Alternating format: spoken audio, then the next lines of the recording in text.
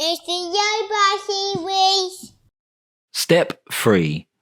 My working environment and when I realized I had a problem with my temper. So if anger is an emotion, I'd probably say that temper is the physical response to that emotion.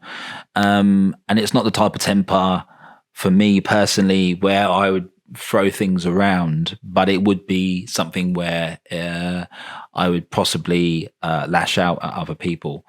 And I think that with anger and with temper, in reflection, and through a lot of meditation, and a lot of mindset coaching and reading over the last sort of 10 years, maybe slightly less than 10 years, I really feel that I lacked identity.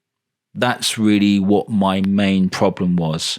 I think that when you find the person who you are, the person that you want to be, the person that you want to create, as long as it's true to you and it reflects you in the best light possible, and the things that you adopt, the things that you read, the things that you listen to, the music that you listen to reflects who you are, then you begin to build an identity. And I personally don't have any children, but if I were to have children, I think from the experiences that I have had with my dad, I would definitely feel that helping them to form their identity would be something that I'd take a lot of pride in. And that anyone who's watching this video, I hope that you feel or do eventually find a way to believe in yourself, obviously, but self-belief, I feel, comes from a way to find your own identity, who you are, where you fit in with society, where you fit in with your work colleagues, where you fit in with yourself, feeling comfortable with yourself just to walk into a room full of people that don't necessarily know you and you don't necessarily know them, or people that you know really well, takes a certain amount of confidence. And I always feel that confidence comes from identity.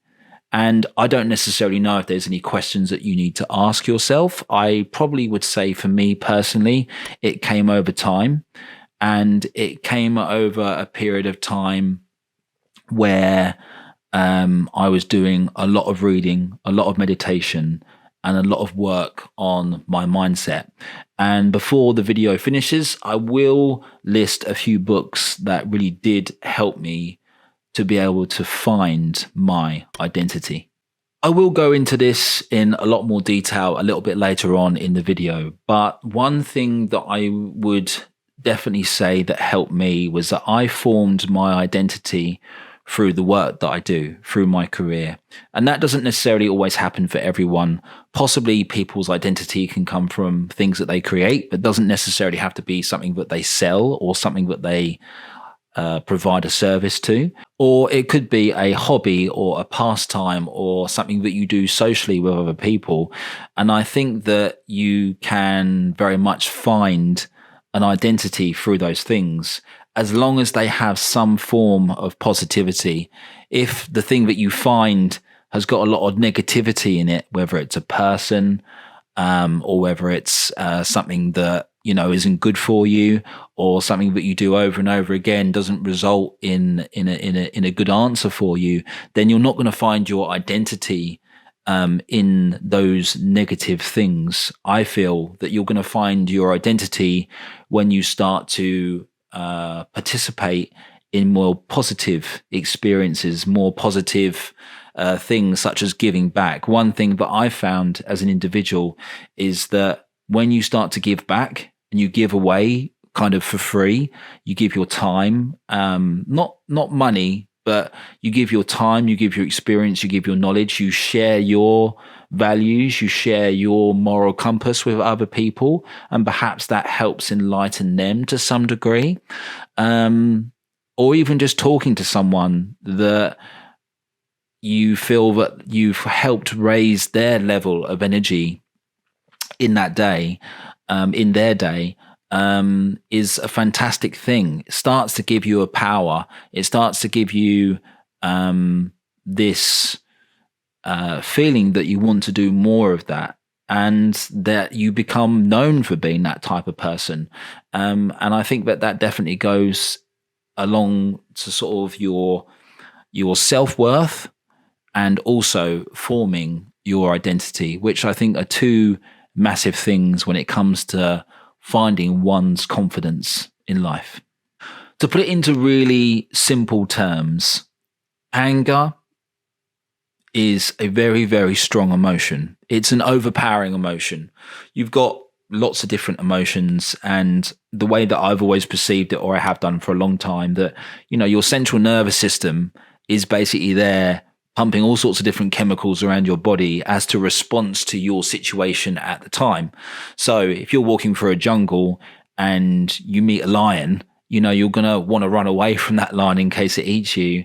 And so therefore, your central nervous system is going to supply the types of chemicals and hormones and energy that you need to be able to turn away and run away. And I think that as an emotion, anger is a very, very strong emotion. And I think that, like I was talking about earlier, with that buildup of mass of frustration, anxiety, and feelings of the things that I've just said, I feel that that emotion overwhelms you. And when it overwhelms you, it kind of starts to seep into your lifestyle, or it starts to seep into your life, and it becomes very noticeable. And I would definitely say that that strong emotion, anger, is something that will affect your prospects. It will affect your opportunities. It will affect your ability to make friends. It will definitely give you the opportunity to lose people.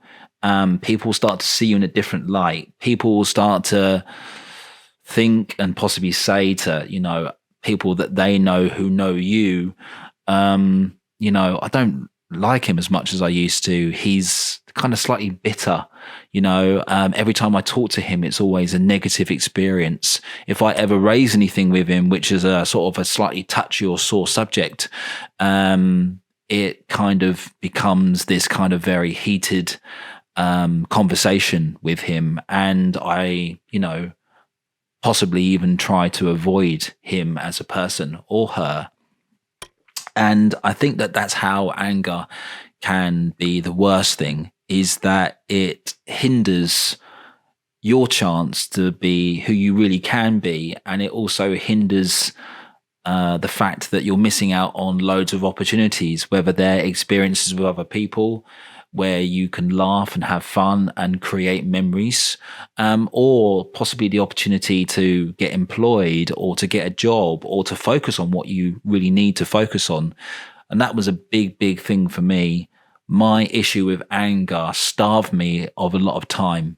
I spent a lot of time being angry, being overly emotional about my personal situation, that actually I wasted years of my life, unfortunately, with to no avail, other than the fact that it was a massive lesson for me, and one that I'll always carry for the rest of my life, but one that I will certainly never repeat again.